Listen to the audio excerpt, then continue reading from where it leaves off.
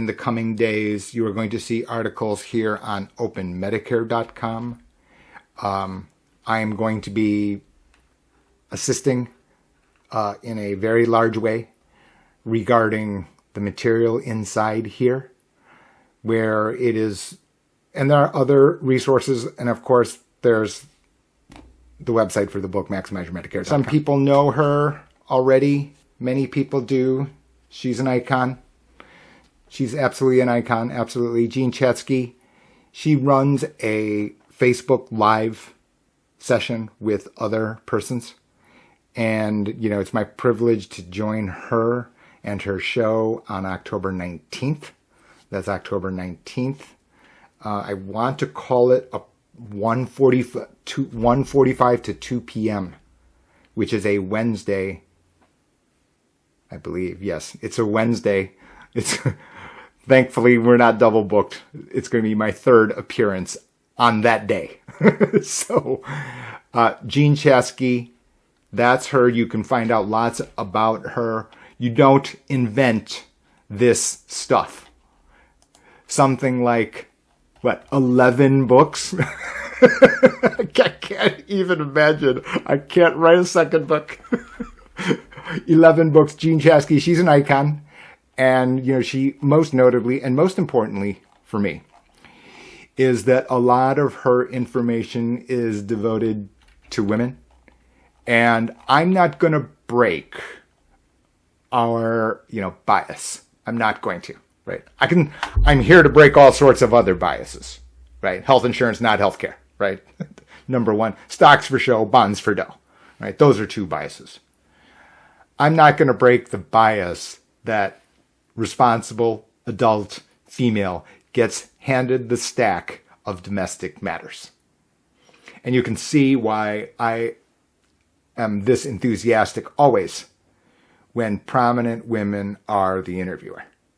Because I realize the fact that the responsibility of understanding and taking care of these things usually, in general, get handed to the responsible adult female in a household of an extended family.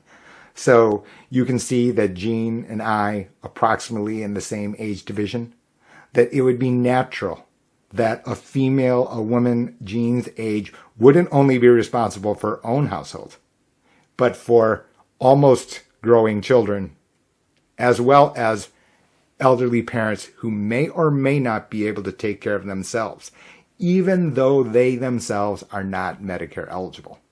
And this is why I'm slowing down here, because actually I'm going to start changing agendas, and I'm going to change them now.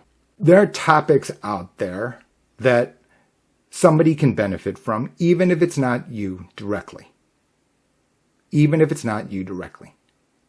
So while we have a skeptical society, and some of that is earned, that to suggest that that is what's going on here is a horrible, hideous error. It's almost the worst error, actually. And the reason it's an error is because a single fact that I'm going to be presenting is not $50. It's thousands of dollars. And not only that, it is stability. It's two.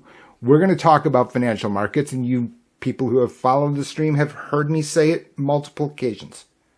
It's not that interest rate's the level. It's both the level and the volatility, the up and down, the instability, which is creating unrest. Critical that it's both. And so I didn't plan on, creating an infomercial for Jean, but that's totally fine. It's my privilege to do so, to speak so highly of her, because that's the regard in which I hold her. But it's really the commonality to, keep going. Keep open-minded. Don't be locked into some age-old rule and bias. Okay, ran over. Let's go to Medicare. So Medicare 2023, this stuff is going to start happening, and you are already receiving mail. Okay, there's going to be something called ANOC, A-N-O-C, Annual Notice of Change. It is not to be discarded. The carrier is required, whether that's your Part D plan or your Medicare Advantage plan. They are required by regulation to send you these notices. These notices will tell you how your plan will change from this year to the next. They must detail it. You will see a table. Your eyes may gloss over. While unfair is a term I always hear, I'm not here to adjudicate fair. Fair is a place where you judge pigs. The fact is that while the language that they give to you, it's going to be correct. I'm sure of it. I'm really sure of it. That mail has to be approved by the CMS, which is the website you see, Medicare.gov. The singular official Medicare website, Medicare.gov. Not Medicare.com. Medicare.gov. Medicare.com is just, GH2 benefits with a different address. Medicare.gov, the Centers for Medicare and Medicaid Services requires Part D, and Medicare Advantage carriers to send this out.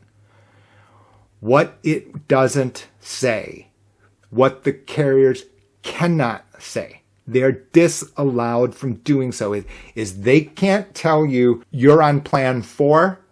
However, plan 10 is going to be more efficient for you. That is nowhere in the mail. The issue is, as you know, all the commercials. I addressed the commercials and the status of commercials last time on the broadcast, right? The commercials and ads are unlikely to be factually wrong. Factually speaking, in black and white, that information is very likely to be accurate.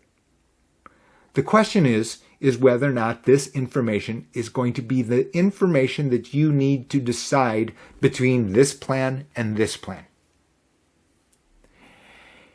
When you layer on top of it the fact that the Inflation Reduction Act has changed so many moving parts in Part D, the ripple effect will very likely be, without a crystal ball, right? I haven't seen where the money is going to come from the CMS, whether or not they're going to pay more or less to the Medicare Advantage carriers or Part D. Those things are not determined. But the only reasonable common sense conclusion is that the moving parts are going to move, if anything, at a faster rate. That would make sense, right? Because now all of a sudden they're going to have to fit all of these lines inside a new set of regulations. Those regulations are what? $35 for insulin. Vaccines for $0.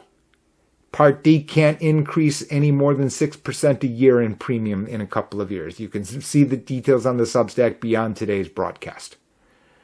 You're going to have negotiation. Ultimately, you're going to have the annual out-of-pocket maximum for prescription drug costs. These are all inputs that the carriers are going to have to rearrange, just like a Rubik's Cube, twisting it around in order to create a configuration which can benefit the most policy owners. We are not getting away from that. And so if you thought that the Inflation Reduction Act is going to simplify the process or is going to make it unnecessary, I'd actually go the other way. Because there can be one of the line items that affects your specific situation directly. And the impact of that, again, like I said at the beginning here today, it's not $5 a year. It's not going to be. It's going to be $1,000 a year. And for people who live on Social Security alone, or who have limited retirement benefit funds or limited access to retirement savings, no matter what your situation is, I'm not here to judge the past or put ourselves in the time capsule. It also says one other thing, and this is really the reason why the rant earlier, which is even if that's not you, even if that's not you, I'll be able to talk at some point. Even if that's not you, there'll be someone you know, someone in your community, someone in your social group, someone in your social group, sibling, cousin, brother, sister, parent. I promise.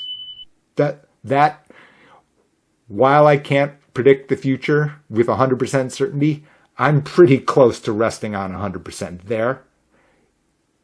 The audience knows this.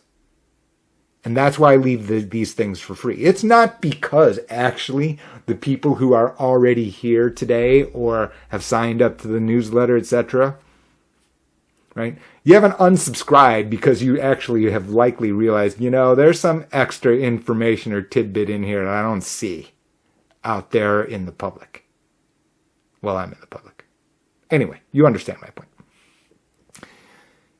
But that means that it's that likely for someone else that 100 times more likely, 1,000 times more likely. I'm probably low at either of those two numbers. At some point I should have said, like, subscribe, or share. That should have been self-evident. I would not be surprised to see a tweak to every last thing, and especially ancillary. I have seen the 5,000-foot view on overall changes, where they're going to be offered, etc., across carriers across the country. Yes. Am I going to release a single detail of them now here on this broadcast or prior to October 1? The answer is no. Absolutely no. In fact, I'll be stronger about that, and I'll swerve here. Is if you are told a material fact of any detail of any plan, be Part D or Medicare Advantage plan, that will be in existence prior to October 1, the person that is telling you is violating federal regulations. Blatantly. And I'm swerved here for this tale today, not because I made it up or because I dreamed it. Because I am sure of it. I can name the person who has a license. I can name the location. And I can name the plan that was described.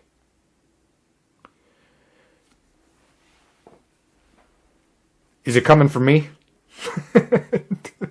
Get out of here. I'm not saying it. Good luck in trying to get even a single fact from me prior to October 1st. October 2nd, I'm going to be giving that out on the webinar, right? Which is not, tells you how terrible I'm at marketing. It's not even up here on the screen, even though I had full ability to type it. But that's the point of the webinar, because at that point on October 1st, I can say what details are. I can show you what the premiums are. I can show you what the out-of-pocket maximums to Medicare Advantage would be in your location. Prior to then, not one detail, period. Nothing that I've said here today changes the comparisons between Medicare Advantage and Medigap. Nothing. It is the case that if you're Mr. Perfect in 2023, and you never get a medical bill, and you never go to see the doctor except for your annual hello.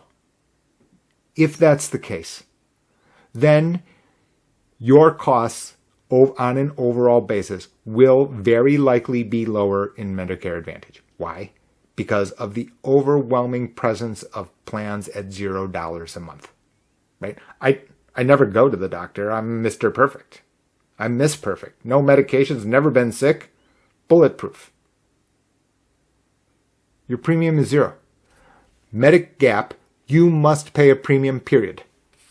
The only way to continue on with the policy is to continue to pay the premium.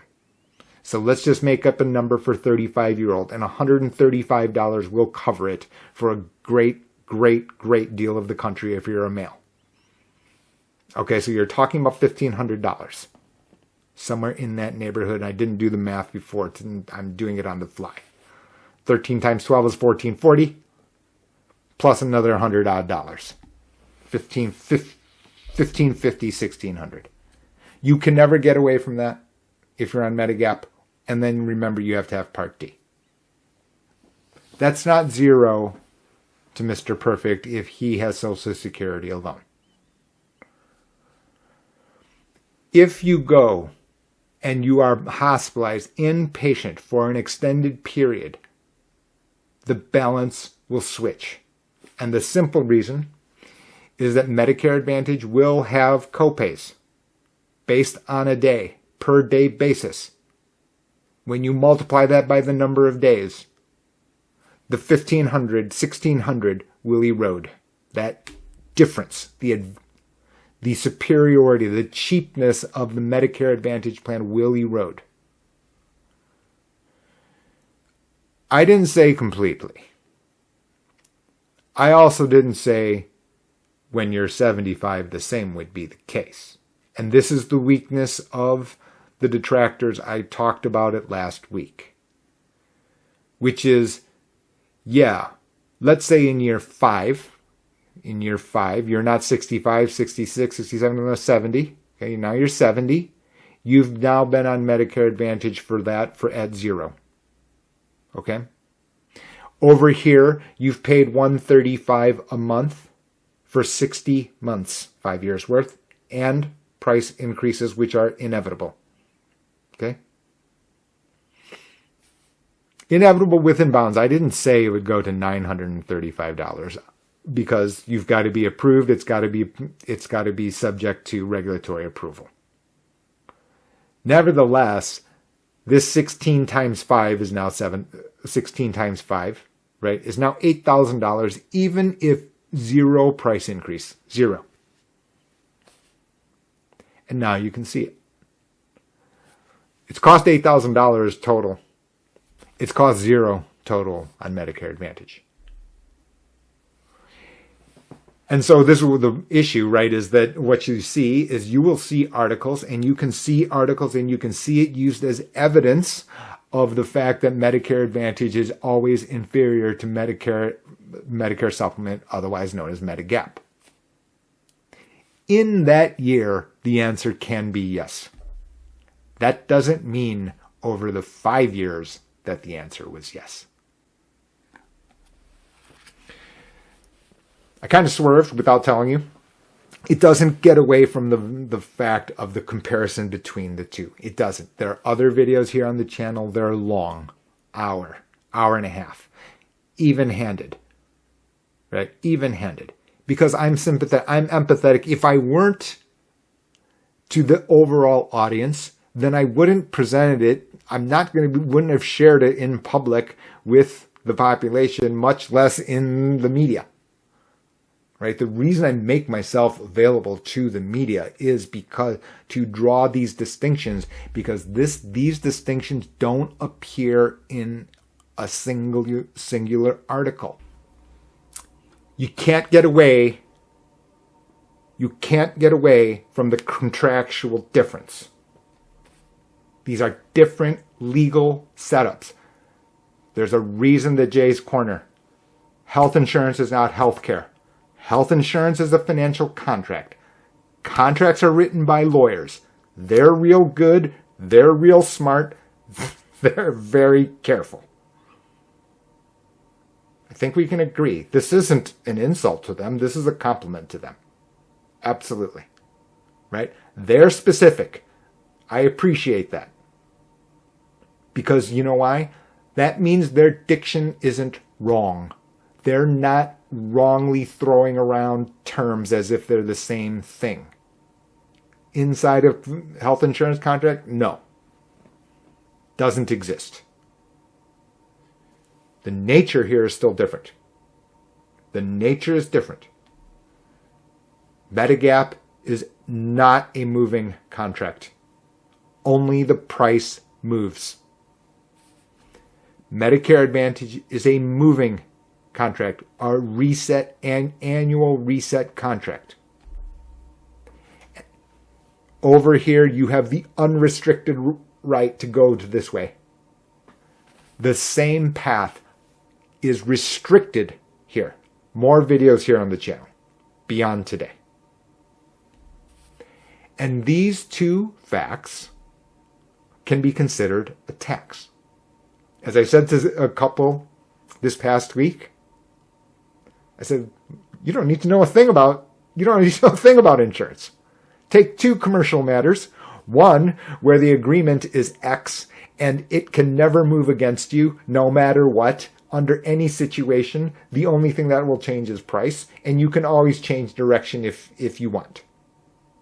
And this one over here, while it is